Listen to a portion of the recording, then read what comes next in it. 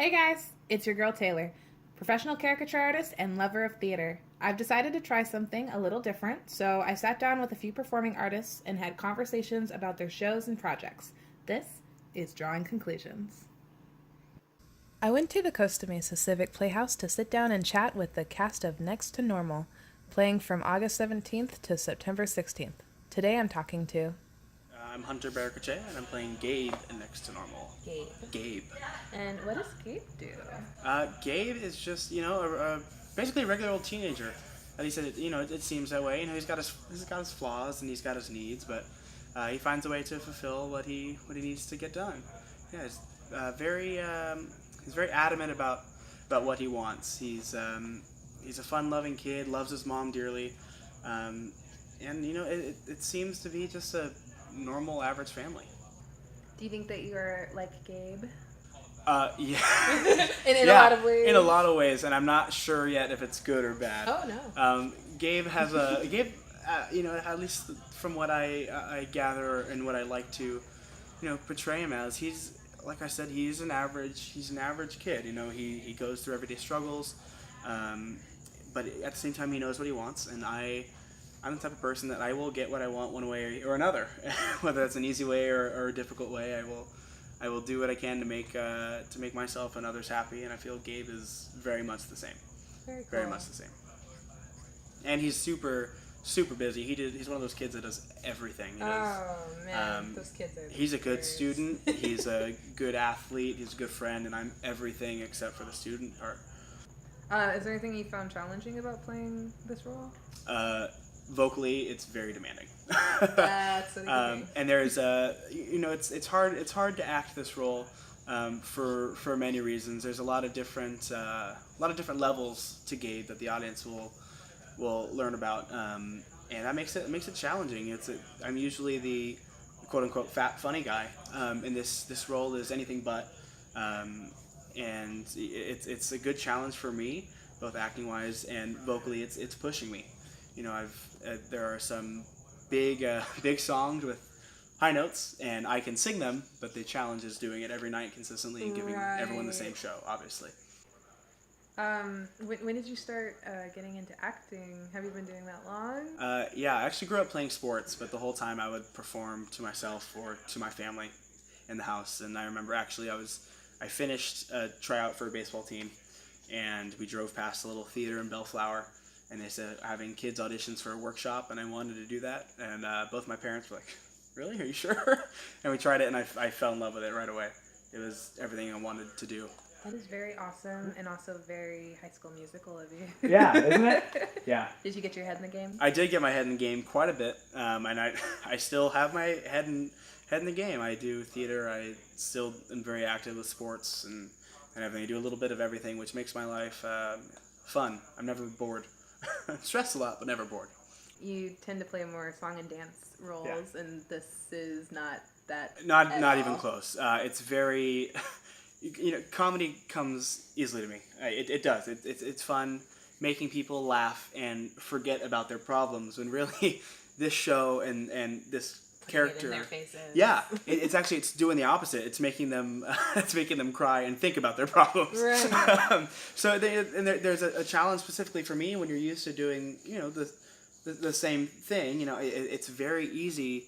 It's very easy to go off of that, and especially using your own mistakes as comedy. This one, everything is laid out for you, and it's really a challenge reaching that different part of your brain. You have to go into it with a different mentality, and knowing this isn't a waka waka type deal. This is telling a true story, and kind of accessing in your own brain where does this character come from that makes him the way that he is. And I think I personally have it easy in this sense. There are other characters who hold more weight in the show, and it's more their job to tell it emotionally.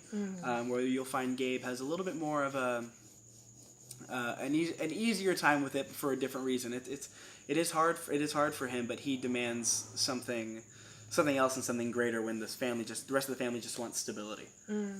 Is it difficult for you to kind of get out of the mindset of the show, or Do you kind of leave Gabe at the door, and do you need a moment to decompress?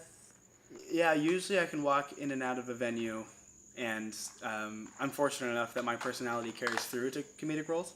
Mm-hmm. So this one, I've even found during rehearsals, I've just truly started feeling Gabe's emotions. Mm-hmm. You know, it starts with the thoughts. From the beginning of the process, you're always thinking, okay, what is this? What's going on through this character's head?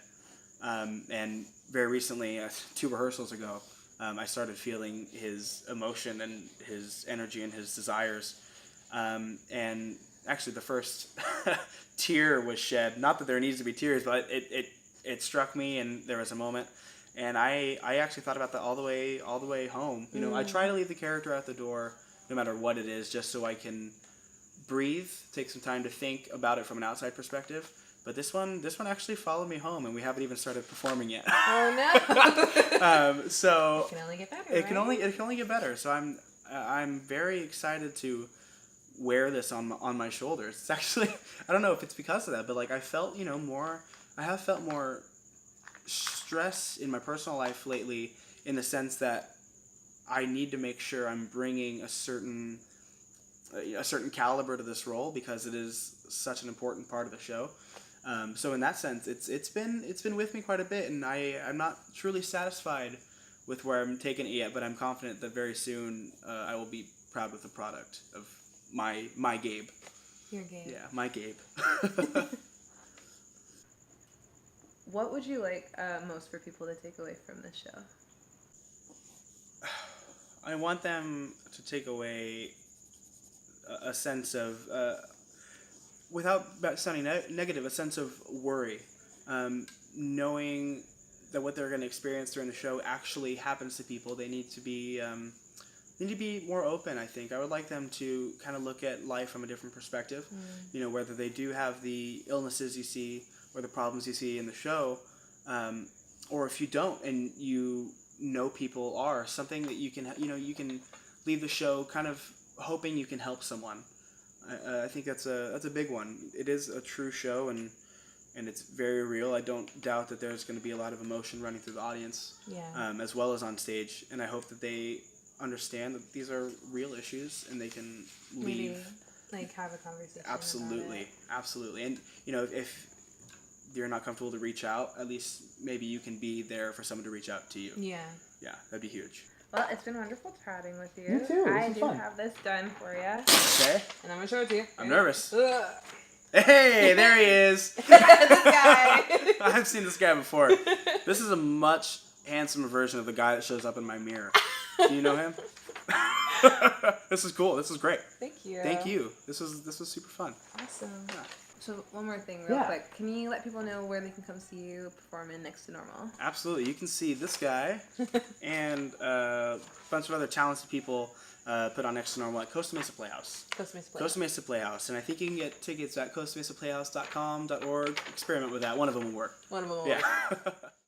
This has been Drawing Conclusions. Don't forget to subscribe and follow us on Facebook, Instagram, and Twitter. Have you drawn your own conclusions? Tell us in the comments below. And don't forget, get out there and draw something. See you next time.